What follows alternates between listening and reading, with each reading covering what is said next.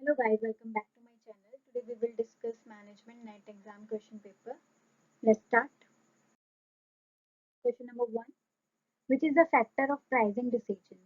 Controller, style and appearance, prime concentration, flexibility in production. All of the above are the factors of pricing decisions. The human resource system covers under training and development, recruit and select, job design and evaluation, all of the above.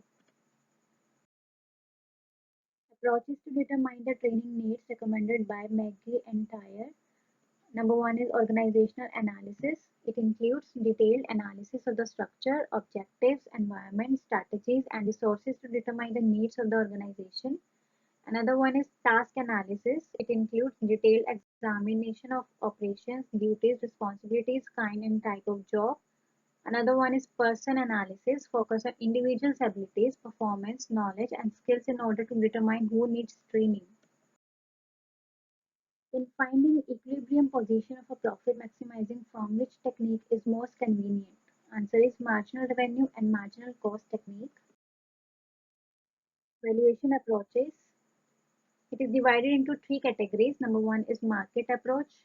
Second is income approach. Third one is cost approach. ISO 9001 certification approach is used by textile.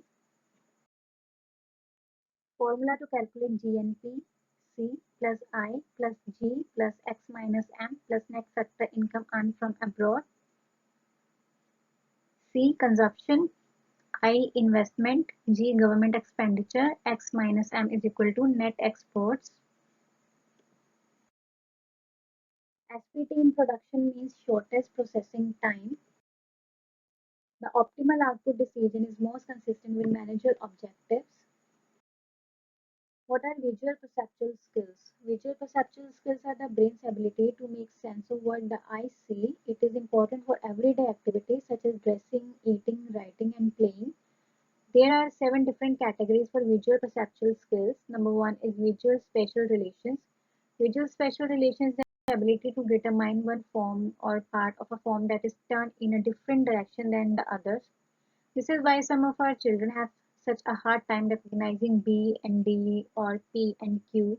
They don't understand that just because it's rotated, it's a different letter. They also have difficulty differentiating between in and out, over and under, and left and right because those are special skills concepts. Another one is sequential memory. Sequential memory is the ability to remember a series of forms and find it among other forms. If your child is having a hard time sequencing the alphabet or copying from one place to another, this may be a problem with sequential memory. Sometimes even with older elementary children, when they are copying sentences of the board, they will skip words, or when a child is copying sentences, they are copying one letter at a time. They're not seeing it as a whole word that they can write, but just each individual letter. This is a sequential memory problem. Another one is visual discrimination. Visual discrimination is the ability to differentiate between objects and forms. This includes skills like being able to identify money and sort coins or the other objects. If they are not able to discriminate the differences between or the similarities between objects or pictures, they are going to have a difficult time differentiating between N and M, B and D, and P and Q. Form constancy. Form constancy is the ability to see a form and find it among other forms, although it is seized differentially or rotated. Again, this is going to be a reason why some children will have trouble recognizing letters and numbers, recognizing that 6 and 9 are two different numbers. Visual memory, this is a little different than visual sequential memory. Visual memory is the ability to store visual details in short-term memory, such as recalling a phone number. Reading comprehension is going to be affected when visual memory is deficient. Think about showing a photograph to someone and then taking it away and asking them questions about it. A child who has problems with visual memory will have difficulty remembering facts about a picture. Another one is visual closure. Visual closure is the ability to fill in the missing details into an incomplete shape. This requires abstract problem solving. A good example of this is working on puzzles. Being able to put a picture together in your mind and to piece it together correctly. This also will cause a problem with writing and spelling. With spelling, a child with visual closure deficits won't know the ends of the word or the middle of the word. For writing, a child with visual closure deficit will not be able to know if a word is complete. Another one is visual figure ground. This is the ability to perceive a form and find it hidden in a conglomerated ground of matter. For example, asking a child to find a blue crayon in their pencil box. Visual figure ground is being able to filter out all the other crayons to look for the blue crayon. The adult equivalent of using visual figure ground skills would be when we are rummaging through our junk drawer to find something we need. Hidden picture activities are useful for children to work on their visual figure ground skills, highlights books, or Where's Waldo's book. Formula to calculate NNP, gross national product minus depreciation.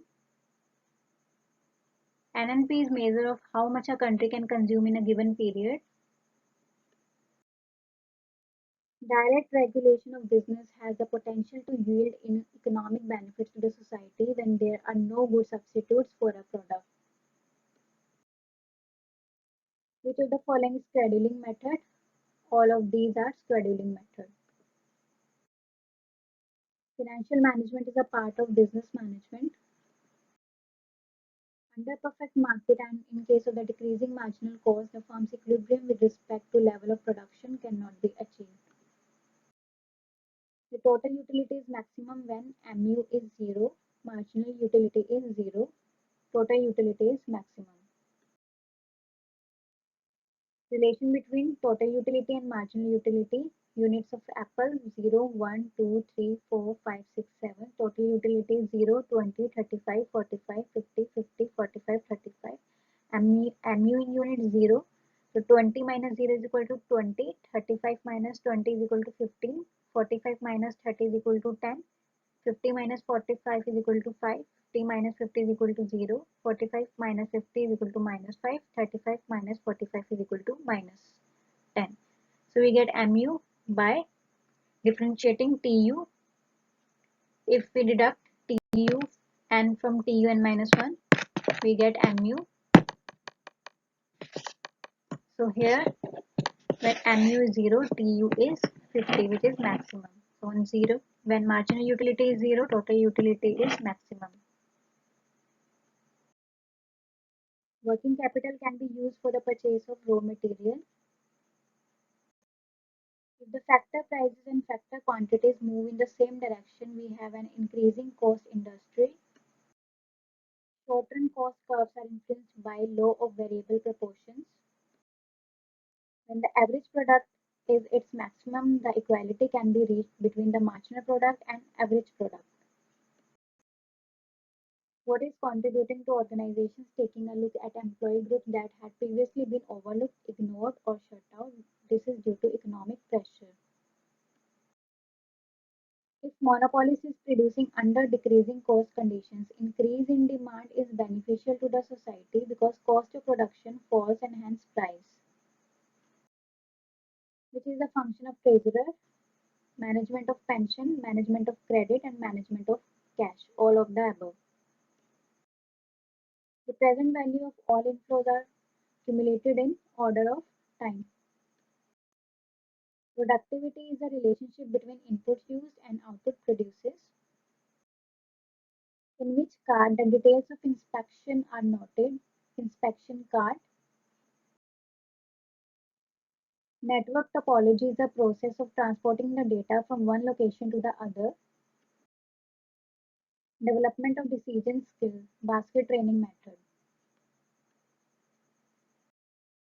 The concept of indifference curve analysis was given by scientific touch by F.Y. Edgeworth in 1881,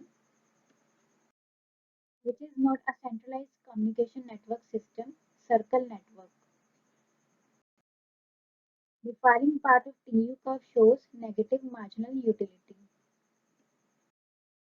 The movement along an indifference curve reflecting the substitution of cheaper products for more expensive one is a substitution effect. Thank you for watching this video.